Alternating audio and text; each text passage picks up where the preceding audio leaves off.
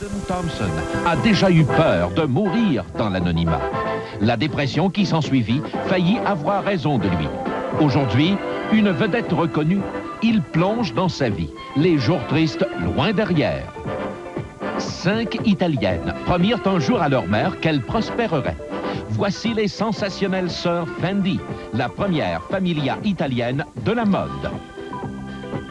Puis le premier d'une série de reportages sur les quartiers les plus huppés des États-Unis. Nous vous offrons une tournée exclusive des plus belles propriétés du triangle de platine, Beverly Hills, Bel Air et Holmby Hills. Venez visiter en compagnie des agents immobiliers les plus cotés de Los Angeles les demeures de quelques super vedettes. Nous vous ouvrons les portes et déroulons le tapis rouge pour vous souhaiter la bienvenue au mode de vie des gens fortunés. Tout ceci et plus encore à notre retour dans La vie des gens riches et célébrés Habitabek vous propose la deuxième question de leur grand concours qui vous permettra peut-être d'être celui ou celle qui s'envolera pour San Simeon, Californie, visiter l'une des plus riches et des plus célèbres résidences du monde, le château de William Randolph Hearst. Participez en répondant correctement à la question qui sera posée à la fin de cette émission en rapport avec un des reportages présentés. Soyez attentifs et demeurez avec nous. Avis aux intéressés qui aiment l'argent en quantité astronomique. Il y a 3 façons de l'obtenir. Le travail, l'héritage ou le mariage. Pour celles qui préfèrent la dernière des options, voici une liste des célibataires disponibles les plus riches des États-Unis. En 7e position, un homme 200 fois millionnaire. Au numéro 6, le fondateur de la compagnie Apple. Il a d'ailleurs besoin d'un ordinateur pour ne pas perdre le compte. Ce magnat de l'immobilier, en 5e place, déclare vouloir se marier et avoir 5 enfants. L'homme le plus riche du Nevada a survécu à 3 femmes et admet être présentement à la recherche de la 4e. À la tête d'une compagnie d'ordinateurs de Wall Street, le numéro 3 pourrait entretenir n'importe qui avec cette fortune. Ce propriétaire terrien de Hollywood se place bon 2e, un authentique milliardaire célibataire. Mais au premier rang, le plus riche célibataire américain disponible est Leslie Wexner, un modiste qui sait plaire aux femmes. Voilà, qui serait, comme disent souvent certaines bonnes dames, un bon parti. Toute dynastie qui se respecte ajoute de temps à autre une nouvelle branche à l'arbre généalogique. La dernière des Carrington, Lynn Hunley. Je vais dire bonjour. Je crois bien que je suis la petite nouvelle. Pourtant, les vraies vies de Lynn et de son mari sur scène, Gordon Thompson, n'ont rien à envier aux intrigues de dynastie. La ravissante Lynn a déjà fait preuve de sournoiserie à faire rougir la belle Alexis Colby. Cela se produisit lorsqu'elle rencontra l'homme qu'elle devait marier plus tard. Elle avait déjà un prétendant, qu'à cela ne tienne. J'avais rendez-vous avec un de ses grands amis et il est venu au même restaurant que nous. Et je l'ai trouvé assez beau. Et puis, environ 3 mois plus tard, nous nous sommes rencontrés à nouveau. J'étais encore une fois avec le même ami et nous le rencontrons encore. C'est assez amusant. Nous avons commencé à parler ensemble derrière le dos de cet ami. Puis tu m'as demandé pour sortir, non? Ce n'est pas moi qui te l'ai demandé. Peu importe, les manœuvres en coulisses vinrent aider la cause de Lynn qui conquit Bill Sheridan. Tout sentiment de culpabilité fut effacé par la conviction qu'il était l'homme de sa vie. Il était tellement différent de tous ceux que j'avais connus auparavant. Tous les gens que j'avais connus avant avaient un plan de vie bien établi. Mais lui prenait la vie comme elle venait. J'avais besoin de ça. Je pense à tout ce que nous avons et à comment nous sommes chanceux. Nous avons un petit rituel. Nous ne quittons jamais la maison sans nous dire que nous nous aimons. C'est très important pour nous. Et si d'une part, la vraie vie de Lynn Hunley ferait rougir Amanda Carrington, d'autre part, la vraie vie de Gordon Thompson ferait sans doute pleurer Adam Carrington. Derrière le mariage presque parfait du fringant personnage de dynastie, derrière les revenus plus que respectables et la masse de courriers d'admiratrices, se cache un homme au passé difficile. Avant de connaître ses étincelants succès à la télé, Gordon dut survivre à 17 années de vache maigre dans l'anonymat. La solitude entraîna une sérieuse dépression. C'était au-delà des larmes. C'était le néant affreux, sans couleur. C'est difficile à décrire. C'est même difficile de s'appeler, je crois.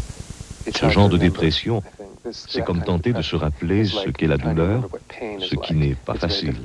Mais ça s'est arrangé après quelques années. Du travail au téléroman Ryan's Hope le ramena de l'abîme du désespoir. Cette voie devait le conduire au rôle d'Adam, l'enfant terrible de Blake et Alexis. Aujourd'hui, la vie est plus facile pour ce célibataire d'origine canadienne. Il s'acheta un repère discret dans les collines de Hollywood et laissa derrière lui son lourd passé. En aménageant cette maison des plus ordinaires, Gordon se mit aussitôt à la tâche de rénover. Il aurait certes pu confier le travail à des professionnels, mais décida plutôt de le faire lui-même. Je n'aime pas l'idée d'utiliser les services de quelqu'un d'autre parce que j'ai le temps. J'en ai vu bien d'autres et je savais très bien ce que je voulais. J'aime mettre de la couleur. C'est comme vivre dans un melon. Et les fruits de son labeur sont partout. Cette table est canadienne. C'est un très beau bureau canadien en pin. Celle-ci est une vieille table anglaise qui a été réduite. J'aime les grosses tables sur lesquelles on peut mettre ses pieds. Je ne suis pas une personne délicate qui aime faire attention aux choses fragiles. Il faut que le chien puisse sauter partout. C'est une maison sans prétention. Elle existe depuis près de 30 ans et pourtant, il n'y avait pas d'ouverture sur l'extérieur. Maintenant, il y a 25 portes françaises. C'est pour ça qu'on vit en Californie. C'est cette chance de pouvoir vivre dehors la plupart du temps. J'adore nager. Je nage 1,5 km par jour. Et cela, 5 jours par semaine. Gordon peut aussi s'adonner à une autre occupation favorite dans sa propre cour. L'aménagement paysager est une activité que j'aime bien. C'est probablement ce que j'aurais fait si ma carrière n'avait pas connu de succès. Après ces 2 années de grave dépression, je m'étais résigné à ne pas être un acteur. Et je me disais que j'avais le choix de vendre de la quincaillerie dans un magasin ou d'être plus créatif et de devenir un architecte paysager.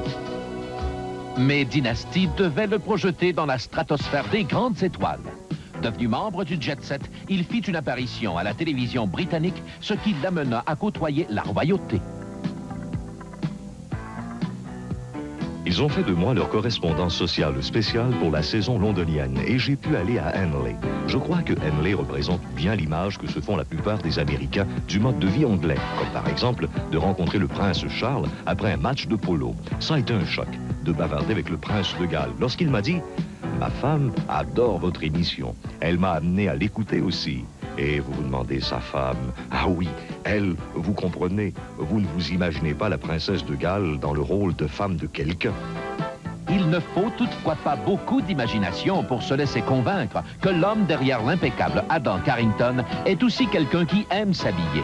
Sa boutique favorite, Rick Palick de Hollywood. Gordon from Italy. Perfect for those cold nights in Denver on the Dynasty set. Ah, c'est un vêtement superbe, bien fait. C'est parfait, je le prends. Voilà un homme qui a vécu les deux côtés de la médaille et qui en sortit grandi. Gordon soutient que tout ce qu'il a de commun avec son personnage télévisuel est un penchant pour les bonnes choses de la vie. Il a un faible pour les meilleures tables de Hollywood. Sa vie aujourd'hui n'a plus rien à voir avec les tristes souvenirs de son histoire. J'aime me laisser porter. Je fais aussi peu d'efforts et aussi peu de vagues que possible. Je n'ai pas besoin d'en faire. Pas maintenant. Je me sens serein. Je suis terriblement heureux. Après la pause, notre reporter nous guide à travers des quartiers parmi les plus huppés de toute l'Amérique. Préparez vos calculatrices. Lorsque vous aurez additionné tous les millions qu'il vous faudra pour déménager à Beverly Hills, Bel Air ou Holmby Hills en Californie, vous comprendrez pourquoi le secteur a été surnommé le triangle de platine. Durant plus de 4 siècles, seul un titre de noblesse donnait accès à ce très recherché repère français. Aujourd'hui, la conversion du château d'Esclimont en hôtel et restaurant 4 étoiles en a ouvert le portail à un plus vaste éventail d'humanité. De nos jours, il suffit de 400 $ pour y passer la nuit. Laissons donc derrière la ville lumière pour remonter le cours du temps le long de la Loire. Il fut construit en 1543 par le roi François Ier, un bon vivant. Il le donna en cadeau à son parrain. Des générations de nobles s'y rendirent festoyer, mais hélas, la guillotine coupa court aux festivités. Vinrent alors les fils de la Révolution. Ils fraternisèrent en toute liberté et en toute égalité, comme le voulait la devise. Mais pour aller à Esclimont, il fallait être un peu plus égal que les autres. Les ravages du temps auraient pu faire de ce château une autre trappe à touristes. Mais sa restauration, avec Force Million en 1970, attira une nouvelle clientèle, l'élite fortunée. Le château compte 46 chambres, 6 suites, un pont-levis entièrement fonctionnel, installé sur 150 acres d'histoire, 6 à seulement 20 minutes de route de Versailles. Les vedettes de l'heure, de même que les puissants de ce monde, convergent vers les 4 restaurants classiques du château. Chacun peut maintenant se targuer d'être au haut de la liste des fins gourmets qui peuvent se permettre la haute cuisine française traditionnelle. Les invités se prennent parfois à imaginer avoir voyagé dans le temps durant leur sommeil, mais la piscine ultramoderne les ramène à la réalité du XXe siècle. Comme autrefois, le loisir privilégié est la chaloupe sur le lac. Mais au contraire d'antan, il ne faut ni sang noble ni mot de passe révolutionnaire pour faire la fête au château. Seulement des écus.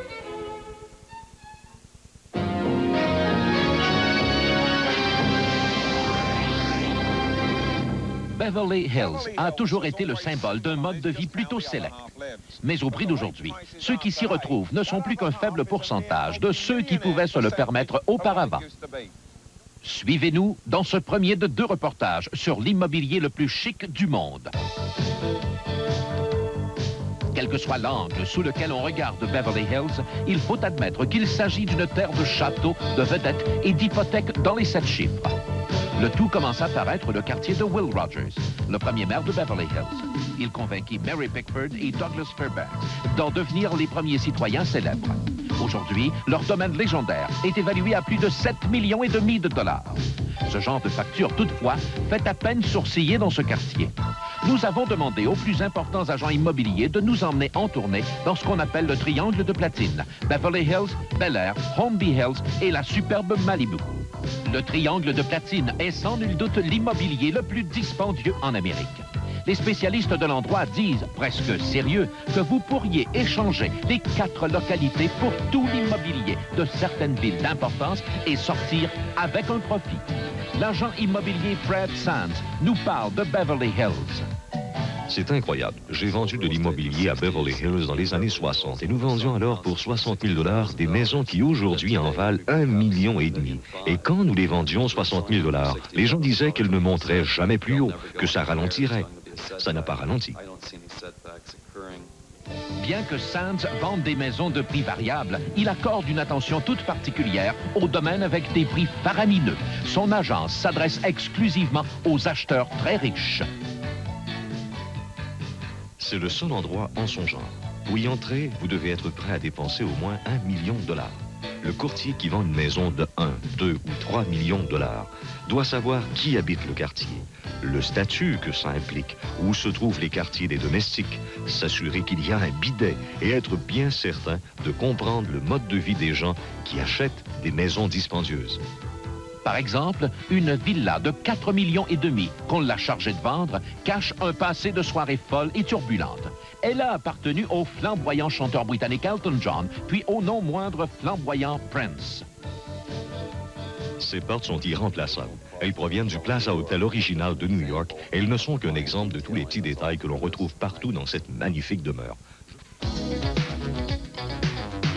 Je crois que Prince, qui est une star plus contemporaine, a vu la maison et s'est dit, si elle est assez bien pour Elton John, elle doit avoir quelque chose de particulier. Ainsi, il y a une forme de statut rattachée à la maison, une sorte d'acceptation sociale.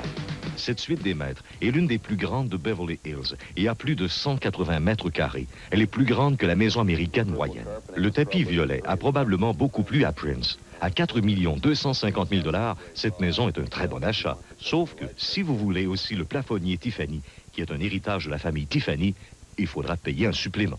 Une adresse à Beverly Hills est sans doute un grand symbole de réussite. Pourtant, plusieurs demeures siègent sur un minuscule terrain d'un demi-acre ou moins. Les plus avisés, tels Donna Mills, cherchent autant pour le terrain que pour la maison. Il y a 2 acres ici. Trouver 2 acres de terrain à Beverly Hills est très difficile. J'ai un jardin dans la cour de style plutôt anglais avec des fleurs. J'adore cette sensation et j'aime beaucoup avoir autant de terrain. C'est une sensation merveilleuse. Une autre vedette de Hollywood, Cher, fait encore mieux avec un domaine de 4 acres que lui a vendu John Douglas. La maison de Cher est vraiment spéciale. C'est une maison contemporaine qui fait environ 1250 mètres carrés et qui a été construite autour d'un atrium avec toit rétractable. C'est une maison très sensuelle, unique en son genre. Cher est une bonne femme d'affaires. Elle a un prix en tête et elle s'y accroche fermement. Et je la respecte beaucoup pour cela. L'offre de Cher, 6,5 millions de dollars à prendre ou à laisser. Et si vous croyez que Beverly Hills est huppé, vous n'avez encore rien vu. Holmby Hills est moins célèbre que Beverly Hills, mais beaucoup plus exclusive. Derrière ces grilles de fer se trouvent les secrets les mieux gardés de Hollywood. Par exemple, nul ne devinerait que c'est ici que se trouve la magnifique villa du magnat de Playboy, Hugh Hefner. Bien sûr, l'intimité a son prix. En 1974, il déboursa 1 million de dollars pour ce domaine. Une somme jamais vue jusque-là pour une maison qui en vaut maintenant 20 fois plus. L'agent immobilier Stan Herman connaît bien ce secteur du triangle de platine. Quelques-uns des plus grands noms du show business vivent à Holmby Hills. Rod Stewart, Gregory Peck, Burt Reynolds, Barbra Streisand, Aaron Spelling est à se construire une maison de 7000 mètres carrés. Mon opinion personnelle, c'est que Holmby Hills est le plus exclusif des quartiers du Triangle. Les terrains sont plus grands, les maisons sont plus grandes et les rues sont plus belles. La semaine prochaine, nous vous présenterons la suite de ce reportage avec les quartiers de Bel Air et de Malibu, où il faut là aussi un certain statut particulier pour y habiter. Soyez-y. Après la pause, 5 Italiennes promirent un jour à leur mère qu'elles prospéreraient. Les sensationnelles sœurs Fendi, la première familia italienne de la mode. À notre retour. Voici une famille italienne qui s'est taillée une place de choix dans le monde de la haute couture. Anna Fendi et ses sœurs, Carla, Alda, Franca et Paola, firent de la modeste entreprise familiale une légende dans la jungle modiste nommée Fendi. Leur approche stylisée leur gagna une clientèle qui s'étend du palais de Monaco aux collines de Beverly Hills. Cela les rendit aussi très riches. Leurs parents démarrèrent avec une minuscule boutique de cuir et de fourrure à Rome en 1925. Les 5 filles grandirent dans le métier, acquérant créativité et sens des affaires. L'insistance de leur mère sur l'unité familiale fut sans doute à l'origine de leur succès. D'une petite boutique au départ, elles en sont maintenant à une centaine à travers le monde. Et l'obsession de leur mère pour la qualité engendra une tradition qui génère aujourd'hui 170 millions de dollars de ventes par année. À elles seules, elles rajeunirent l'entreprise familiale. Avant les Fendi, personne n'avait osé mélanger la zibeline et l'opossum ou de fabriquer avec de la taupe. Elles honorèrent les classiques avec le même panache. Une zibeline de Sibérie de chez Fendi se vend 200 000 dollars et leur parfum, lui, va chercher 160 dollars l'once. Au quartier général de leur empire à Rome, chaque sœur dirige une branche de l'entreprise. Paola est présidente et dirige le secteur des fourrures. Lors de notre passage, elle était en voyage d'affaires au Japon. Carla s'occupe des relations publiques. Anna supervise le secteur des cuirs et du prêt-à-porter. Franca dirige les 2 boutiques de Rome et Alda est directrice des ventes. Elles se réunissent une fois par semaine et, fidèles à la promesse faite à leur mère, ne se chicanent jamais. Le sang Fendi est un gage de bonne entente. Une autre promesse faite à leur mère fut de ne jamais faire de compromis sur la qualité. Les fourrures sont encore fabriquées dans l'atelier au-dessus de la boutique romaine minutieusement. Il faut 3 personnes et 300 heures pour faire un seul manteau et pour chaque pelisse utilisée, les difficiles Fendi en ont rejeté 1000. La qualité du produit, le travail qui y entre et la technique atteinte dans les fourrures et les accessoires sont ce qui fait la magie de Fendi. Les 5 sœurs savent que cette magie spéciale provient d'une source unique et s'étend à travers leur salle de montre et leur boutique autour du globe. L'esprit de Mama Adele Fendi est omniprésent. Bien qu'elle soit décédée en 1979, elle est toujours pleurée par la famille dont elle fut l'inspiration. Mes sœurs et moi étions toutes très jeunes. Nous avons commencé à travailler ici adolescentes. Nous étions chanceuses d'avoir une mère très disciplinée. Elle était très stricte. Mais elle nous a enseigné à exprimer nos propres idées et elle nous a inculqué une discipline pour toujours. Nous avons une tradition familiale qui consiste à se réunir quelques fois par année. Chaque réunion devient une course amicale pour que chaque sœur prépare une réunion encore meilleure que la dernière. Les sœurs Fendi apprécient leur succès, sachant qu'ils comblent le vœu d'Adèle Fendi, qu'elles vivent bien et prospèrent. À chaque réunion de famille, elles rendent hommage aux liens de sang qui les regroupent. Levons aussi notre verre aux magnifiques sœurs Fendi. Véritable symbole de l'empire de William Randolph Hearst, ce château se situait à l'origine sur un terrain de 275 000 acres où le magnat pratiquait la chasse et la pêche avec ses invités. Des fermes d'élevage de chevaux et de volailles, un troupeau de 10 000 têtes de bétail et même un zoo occupant 2000 acres entouraient cette demeure, dont l'édifice le plus remarquable est la Casa Grande, la résidence principale. Plus de 150 pièces la composent, dont plusieurs ornées de tapisseries du XVIe siècle, de plafonds sculptés en or 22 carats, de statues de marbre, de tuiles de Perse et de vases florentins d'une valeur inestimable. Cette magnifique demeure peut vous ouvrir personnellement ses portes grâce à la vie des gens riches et célèbres et Habitabet. Pour cela, il vous suffit de répondre correctement à la question suivante. Quel personnage Gordon Thompson interprète-t-il dans l'émission Dynasty? Jeff Colby, Adam Carrington, Blake Carrington. Répondez correctement à cette question et faites-nous parvenir votre réponse à l'adresse suivante. La vie des gens riches et célèbres, 15 postale 1437, Québec, G1K 7G7.